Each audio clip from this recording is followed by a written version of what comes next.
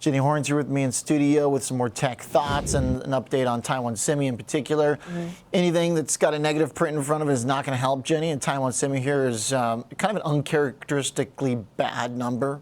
Yeah, it is, because we did see, I think there's different ways to look at it. Like, we did see its revenue for February now rise 43% from the same month a year ago. And also, I do think when you look at the first 2 months of now 2024 versus first 2 months of this year, this figure was up 39%. But also declining 11%, a little over 11%, as January sales were around 8.9 billion, and now we're at 7.9 billion. So there is your headline number of Jan to Feb. Yes. So the month over month came down. So we're weakening already on the year is how I would look at it. Like, we're not seeing an improvement so far this year, but relative to last year, things look like, I think if you see the number 43% we're up for this month versus February of 24, you'd say that's a great number. But I also don't think we like to see deceleration of growth. I mean, but as we saw, earnings just get decimated for similar sentiment. So different ways to look at it. I think that oftentimes seen as a good barometer on like the health of some of these companies that are not US based, but obviously pouring a good amount of money into the US right now, $165 billion investment. Making basically all of NVIDIA's chips. Right. And also, like, one of the most asset-light company, like this business model, I've always thought it was genius, because I know that they could still be hit by tariffs, sure, but they already have planned business in the U.S. substantially so. I mean, like, massive projects over the coming years.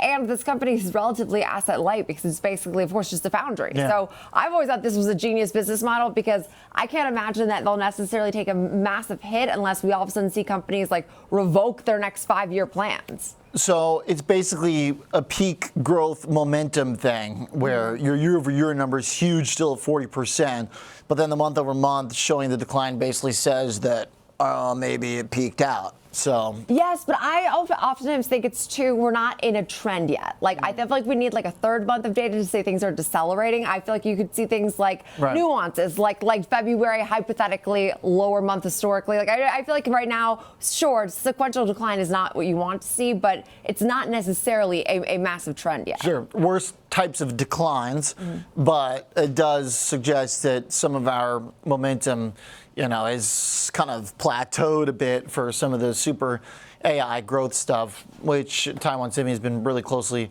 connected to NVIDIA. So, all right, I guess you could look at this one way or the other, basically. Try to go optimistic here. It's a fresh Rorschach test for the market. Do you look at the year over year, or do you look over the month? But I think the market right now is going to take the negative route, which is month over month. Let's talk some Apple, because there's a little update there on some of their AI stuff, right? Yeah, and not good. I mean, more turmoil in their AI division, as we saw news Friday first reported by Bloomberg, now pretty widely reported that they're delaying their Siri upgrade indefinitely. That was first announced back in June, and it was really touted as the, I think, key driver of Apple Intelligence, where Siri, to my understanding, was going to become this personal assistant to customize each user's experience. That hasn't happened. I have Apple Intelligence, and now we're delaying it for the foreseeable future. This Siri's is like awful. Alexa. They're both early, and they're both way behind now. Whoa. But see, I love Alexa. I do not speak poorly on my girl Alexa. Stop. Alexa doesn't know what state she's in. I know. Alexa's a little lost, but at least Siri, Alexa's a sweetheart, but Siri will just pop up in the most inopportunely. I had to turn mine off because she's always talking to me while I'm on air, and I'm like, enough, Siri. But Gemini on the Google phone is pretty great. Not gonna lie, it's pretty great. And the more you see, like, the more I've read into the depth of Gemini's AI offerings already, the more you'd say this is an awful headline. Apple, who's seen as usually one of the innovators, one of the leaders, or at least a good copycat of those that are leading the front, now delaying. It's very uncharacteristic of Apple. I will say, though, that 2026? Yeah, till 2026. I mean, we're not even seeing, and remember, this was Tim Cook's whole reason of why we're seeing some slowness overseas and why we're not seeing some of this adoption in China, is because Apple Intelligence isn't fully rolled out yet. If you're delaying Siri, I can't imagine that your Apple Intelligence ramp is full speed ahead in other countries either. Yeah, I mean, come on, 2026. AI was like 2024. It's like we'll get the new GTA before we'll get the Siri update. That's right, yeah.